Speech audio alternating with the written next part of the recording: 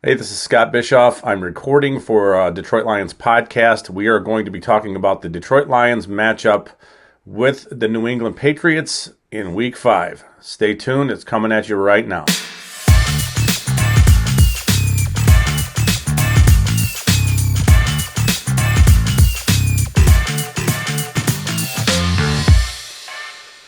Okay, so I hope everybody took a real long shower and scrubbed off that loss from last week because it was ugly. We hit some stuff with what we talked about last week, specific to the players that we thought would have big games.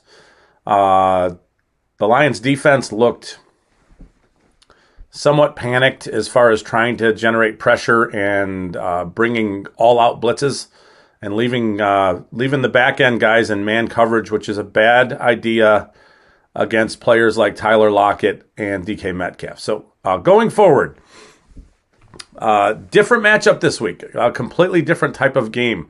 New England is not as explosive on offense. They don't try to be. They don't have DK Metcalf and Tyler Lockett and a desire to throw the ball as much as down the field as much as maybe Seattle is doing at this point. So we're looking at the Vegas lines for this week. I am recording this Thursday morning, so we're going to talk about some injuries, but we're going to have to be very generalized about the injuries. Yesterday was a bad day for the Lions from a practice standpoint, for some understanding as far as who's going to be in or out this Sunday. There's a huge laundry list of players who did not practice yesterday and some who were limited yesterday, and we'll just have to wait and see how that plays out. But as far as what I'm doing, I'm going off of yesterday's practice report, and I'm not necessarily going to even mention players' names because there's just too much unknown. Okay, so Vegas has set the over-under on this game at 46.5. Obviously, we saw last week they had the over/under at 50.5 or whatever it was, and the Lions and the Seahawks decided they wanted to obliterate that by almost halftime. So I don't see that happening this week. So over/under 46.5. The implied totals for each team: New England is a 3-point favorite at home, which essentially means that this is a 50-50 matchup if it were played in a neutral field, on a neutral field. New England's implied total is like 24 3/4. The Lions is 21 3/4. Whatever you want to take away from that, go ahead. Okay, so looking at the Lions' run defense, on offense, the Lions are the number 6 run offense in total yards. They're the number 1 offense running the ball in yards per carry, and the number 2 offense overall with 7 rushing touchdowns. New England, by the same metrics, they're the number 10 team rushing the ball in total yards, number 12 in yards per carry, and number 5 overall with 5 rushing touchdowns. So both of these teams can, want to, and will run the ball. Passing game. The Detroit Lions are number 5 in total pass yards. They are the number 13 yards per attempt team in the NFL, and they're the number 1 team in the NFL, tied, with 11 passing touchdowns. Soak it all in, people. New England, they're the number 21 total yards passing team. They're number 4 in yards per attempt, so they're efficient. And the number 27 team in the NFL, they've only thrown for 3 touchdowns in the season so far. You can see the differences and how maybe the matchups and game scripts and the Lions defense being as bad as it has been through 4 games is forcing the Lions to play fast, loose, throw it down the field football, leading to some of the gaudy numbers the Lions currently do have on offense. So on defense, the Lions are the number 30 run defense in the NFL in yards allowed, number 32 in yards per carry, number 32 in touchdowns surrendered, 10. Those are not great numbers, obviously. New England, they're the number 26 team in the NFL in yards allowed. They're number 30 in yards per carry. However, they've stiffened. They're the number 6 team in the NFL, giving up only 2 rushing touchdowns. Against the pass, the Lions are number 30 in yards, number 28 in yards per attempt, and number 24, the number 24 pass defense, giving up only 7 touchdowns so far. New England is number 11 in yards, number 13, this is against the pass, number 13 in yards per attempt, but number 28 overall, giving up 8 touchdowns. So, teams are throwing it on New England and scoring at a higher rate than they're actually passing it, if that makes sense. So you can see where the Lions might have some advantages this week. Maybe in the red zone, maybe finishing in the red zone. Okay, so let's move to the offensive side of the ball. There isn't much to complain about at this point. Obviously, the Lions are a pretty explosive team. That goes without saying. They're like the number 1 offense in the NFL. It's strange to be in a situation where we're watching a team as explosive as the Lions are on offense and as poor as they've played on defense to this point. So I'm a silver lining sort of. I'm going to watch a little more of the offense and be a little more excited about what we're seeing, because we're seeing some of these things with significant injuries and players filling in important roles and important spots. Last week, Amon-Ra St. Brown was out. DJ Chark was out. We thought that would limit the Lions a little bit in their passing attack. It did not. Josh Reynolds steps up, which we fully thought that he would have a good game. We fully thought TJ Hawkinson would have a good game. Didn't expect the numbers from Hawkinson that he put up.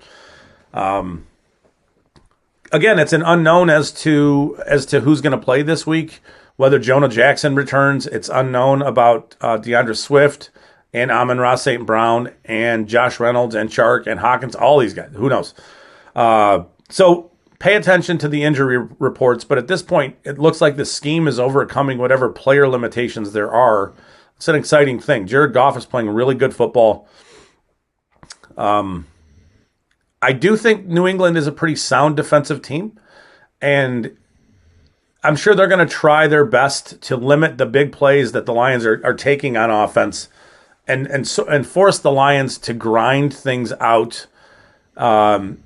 Maybe it's a little slower pace than we saw last week, because I think that New England's going to want to run the ball on offense as well, at a significantly higher rate than Seattle wanted to run the ball on offense. So I think that's where I'm expecting a little lower scoring game with a little more run game involved. I do think the Lions will take shots. They will spread things out and take advantage of opportunities that are given to them, because that's what they've done through 4 games. Pace be damned. So New England is a good defense. You can run on them. It's hard to score on them running the ball. Teams don't throw the ball on them all that effectively, but they're throwing in the red zone and having some success there, where they're giving up some passing touchdowns. So on offense, I would expect to see the Lions do what they can to move bodies off the line of scrimmage. You still have Taylor Decker, you have Penei Sewell, who's playing at an incredibly high level. Frank Ragnow, one of the best centers in the NFL. And then, the guards are what they are. Interestingly, we're going to see a 3-man front again, which is what Minnesota ran and what Seattle runs. The Lions have chosen to deploy Evan Brown against these 3-man fronts, perhaps because of his ability to be a little more technical and maybe to pick up stunts and loops and blitzers and that kind of stuff.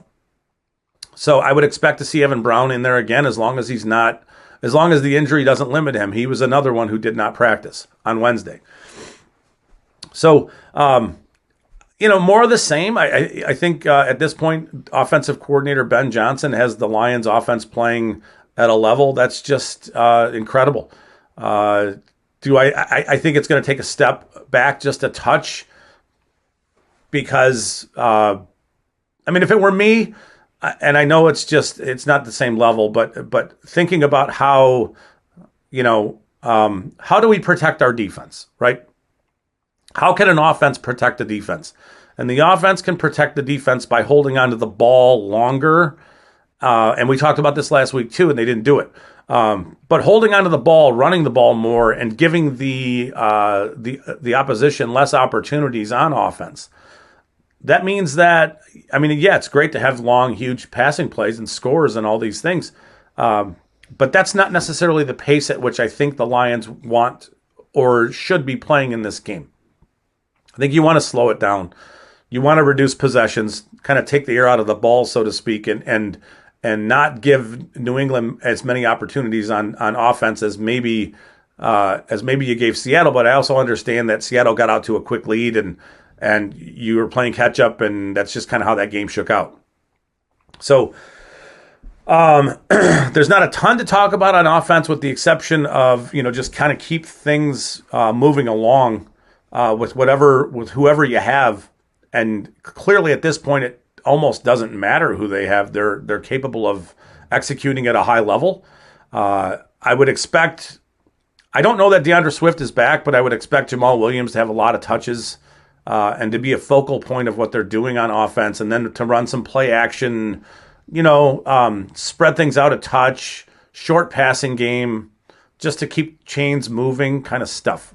I could be wrong on that, but if the Lions want to spread things out and go shootout matchup, I just think that's just flawed logic for where they are as a defense, and they kind of have the offense has a duty to protect the defense in some ways. Okay, on to the defensive side of the ball. There's some things that at this point have me, I don't want to say confused, because it's not confusion. It's just there are things I would love to see them do. One of the things I would love to see them do is to get Aidan Hutchinson in a 2-point stance and not deploy him out of a 3-point stance.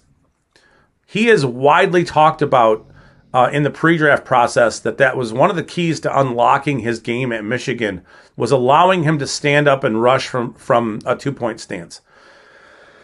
The Lions have not really done that. Now I understand when you kick him inside, it's it's tough to play him out of a 2-point stance. But when he's outside over the tackle or head up on the tackle, I think letting him see the quarterback and see what's happening is just better. It's a better rhythm for his game, and he seems to want that and to play better in that situation where you do stand him up. Now, having said that, there may be things that I am oblivious to or unaware of as to why they're doing what they're doing with him. So I will fully admit that. Having said that, I know it sounds stupid, but having said that, I think one of the things that offensive coordinator Ben Johnson is doing is getting his players put into the most optimal position for their skill sets to let them excel. I would think that doing that for Aidan Hutchinson, letting him stand up and play out of a 2-point stance, is doing exactly that. Letting him be his best self. Asking him to play out of a 3-point stance might just be, you're kind of burying him inside a little bit and taking advantage of some of his natural advantage. So I would like to see him lined up out of a 2-point stance and just kind of let him go off the edge. But as much as people have been talking about Hutchinson to this point, it's not necessarily him. I mean, he's a rookie. He's winning. His pass rush win rate is pretty good for a rookie pass rusher. The question I have is, where is Charles Harris in the mix as a pass rusher? Where is Austin Bryant? Where is Julian Okwara and all these other the guys on the other side of the ball? Because it just doesn't seem like they're getting home or even remotely, productive from a pressure standpoint. I mean, production is productive. Pressure is productivity. So if you don't get home, but you force a quarterback to move off of his spot earlier than he wants to, that's productive. That's a good thing. You don't have to get home and finish a sack. Obviously, you want to, but But as long as as long as you're making a quarterback feel uncomfortable, that's good. And it just doesn't seem like whoever's rushing on the other side of Hutchinson is really getting home. And I think that, if we were to go through and look at the double team rates, I think Hutchinson is probably being double teamed at a pretty high rate. I don't know that for sure, but my assumption is he's getting doubled more than just about anybody on that defensive line, and the guys on the other side are just not getting it done. Now, some of this is scheme driven. Last year they played a 3-man front. They would walk the edge rusher over the edge. And Charles Harris had a great year last year playing in that way. They've changed their front this year, and it's just not happening to the level that we would hope. I'm sure that the Lions would hope too. So we'll see if they're a little more multiple in what they do on their defensive line, if they can switch things up and move some bodies around. Now, again, having said that, it's not necessarily a criticism of what they're doing on defense. It's just an observation, because there are things at play and things that they're doing that might go hand in hand with playing Hutchinson where they're playing him, that I'm just not paying attention to, like linebacker blitzes and opening up parts of the field for other players to make plays. I don't know. It's just, again, it's an observation. It's something. It's just food for thought. But definitely the defensive ends opposite Aidan Hutchinson need to step up their game for sure. That was one of the issues last week, is that they just couldn't get there. And they brought everybody because they knew they couldn't get there. And it exposed huge parts of the field, leaving the back end guys one-on-one with superstar receivers, and good luck. So this week is it's a significantly better matchup for what the Lions do on defense and for where they are. The Patriots don't have elite pass catchers. They don't have weapons like they don't have weapons like the Lions have seen to this point in the season, where there's a superstar receiver. They have good receivers, but they're not explosive guys like Justin Jefferson or Metcalf or Lockett or Terry McLaurin or A.J. Brown. They're not those types. So I wouldn't expect the Lions defense to look as exposed as it has in the last few games. The concern is New England's going to want to run the ball with Damien Harris and Ramondre Stevenson, and these are big running backs who are very capable players. The thing that's nice and the matchup kind of fits is that the Lions aren't going to have to play as crazy aggressive, bringing blitz and bringing everybody as they have, like we mentioned. So they can play a little more traditional. It might be easier for their defensive ends to play contain and set the edge, and the linebackers can stay home, fill gaps, play traditional linebacker roles, and just run to the ball.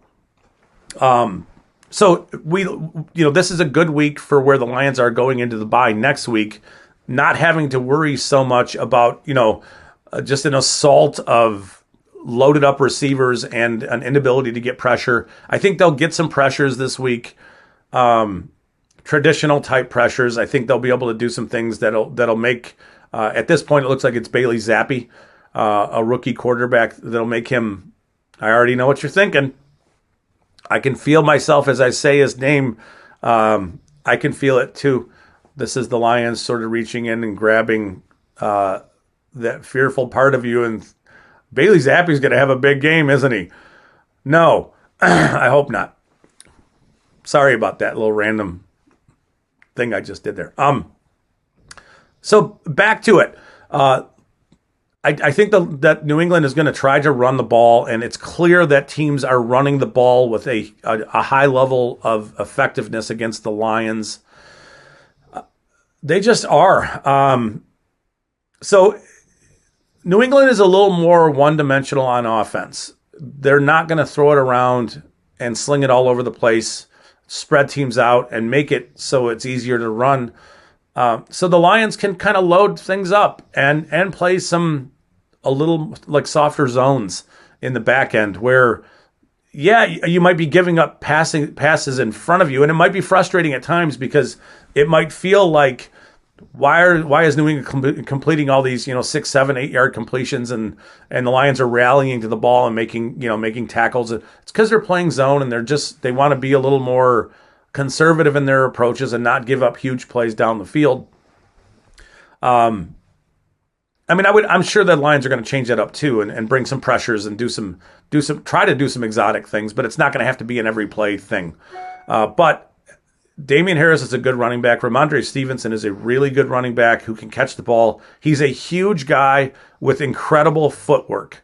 And he reminds me of like a LeGarrette Blount sized player, but he has sweet feet and he's one of those guys that's going to have a big game. Even if the Lions do their best to limit what New England does on offense, the running backs are going to have good games this week. It's just, what can the Lions do to sort of dial up gap sound defense to limit and we've talked about this. This is the first one I did. Keeping New England in good down and distance is important. So first down plays, first down runs are good if you can limit them and force them into a passing situation with a rookie quarterback, where especially if you're getting a little pressure, it's going to make it really uncomfortable for him. Now, having said that, Bailey Zappi has thrown a ton of passes in his career to this point, and he is a capped player at the NFL level. Coming into the draft, I think he's a clipboard holder for a very long time. No offense, but he is a good quarterback. He will find areas to throw the ball. He's not going to put the ball into bad places, but if you can pressure him, you could probably make things rough for him. So, again, we've talked about doing some things on the defensive line to get some more pressures, and it'll be up to Aidan Hutchinson and whoever plays defensive end outside, on the other side. We're gonna see the Lions. We're gonna see what Aaron Glenn can do in a 1 week span. This is tough though, because taking them from a Tracy Walker led back end defense with the split zone concepts, losing Tracy Walker and having to turn over that defense in 4 or 5 days of practice and starting Kirby Joseph is just asking a lot. Now, we are a few weeks removed from the Tracy Walker injury, and my assumption going in was that we would see some defensive changes over the bye week and that they would come out in week 7 and look a little different on the back end. We did talk last week about how I thought they would go more cover 1, cover 3, which are man concepts, and they did. It's just they don't have great personnel right now to do that kind of stuff without getting pressure. And so I understand what Aaron Glenn did. I do. And we do need to take a deep breath on the Aaron Glenn stuff. So we'll see what the Lions can do from a pressure standpoint this week. Obviously you want to limit the Patriots' ability to run the ball and force them to make longer completions on third downs. I think that's where you want to be in this matchup. And we'll see how the Lions can bounce and rebound. Clearly, this is a team that is playing for Dan Campbell. They got down big in that game against Seattle, and they just, same thing in Philly. They rallied back and they made it a game. Now, I don't think the Philly game was as close as the Seattle game. I mean, Seattle, you get that onside kick, and it's like I think the Lions are winning, which is crazy to think about. But it's, I know it's frustrating. The Aaron Glenn stuff is frustrating. The defense is frustrating. I hear the screaming about it. They've got to figure it out. These are smart guys. I think they will figure it out. I think one of the steps there is to get a little more. What were we doing last year where Charles Harris made his money? What were we doing? How did we free him up to just get after the quarterback last year? What can we do with Aidan Hutchinson in similar ways this week? What lessons can we take away from what's happening on the defensive line so far as opposed to what it looked like last year. And, what changes are made going into the New England game and then essentially coming out of the bye. So that's where it is for this week. If you have any questions, the Slack channel is a good place for it, or Twitter. I will do my best to answer whatever questions you guys have. Again, it's going to be a matchup that's won. Just a summary. It's going to be one on the offensive and defensive lines. I think there's going to be a lot of heavy running in this game. The Lions will sprinkle in some passing, but Lions' offensive line should be fine against New England's defensive front. I think that this is an opportunity for the Lions' defensive line to step up and to make some plays and put the Lions in a good situation. I don't have a prediction on this game. This is a really important game for the Lions if they want to sort of shed the bad taste from specifically Week 4, which is, I think, a game that you probably needed to win that game, and then also the Minnesota game where it's like, that's a game you should have won. So as frustrating as it is that the Lions are 1-3, they're not. They're the worst defense in football, but they're not that far off from being in a better situation than we may have thought through five games. We'll see what happens this week. So that's kind of it on the offense and defense. The last thing I have to tell you is turnovers is going to be a huge deal in this game. Whoever wins the turnover battle probably wins the game, which is probably true for just about any game that's played in the NFL. This one more importantly than others, because I think that both teams are sort of going to want to.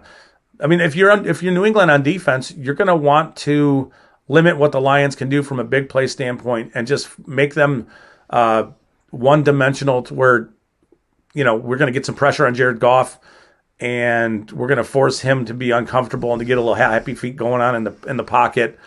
And let's stop them on first downs. And it's just kind of like the same story what the Lions are going to try to do on the defensive side of the ball too. So if the Lions can get a turnover or two and flip the field here and there, it looks good. And the same thing can be said for New England. If they force Goff to throw a pick or fumble, that kind of stuff.